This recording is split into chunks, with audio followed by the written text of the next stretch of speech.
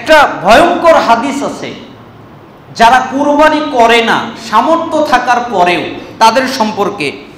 ইবনে মাজার 3123 নম্বর হাদিস, রাসূল সাল্লাল্লাহু আলাইহি ওয়াসাল্লাম বলেন, মান কানা লাহু সাআতুন ওয়া লাম ইউদহি ফালা ইয়াকরাবান্না মুসাল্লানা। যে ব্যক্তি কুরবানির পশু কেনার মতো সচ্ছলতা অর্জন করলো, অর্থাৎ ওই পশু কেনার মতো সচ্ছলতা তার কাছে আছে, অথচ সে কোরবানি দিল না, তাহলে সে যেন আমাদের ঈদগাহে না আসে, সে যেন সালাত আদায় করতে না আসে।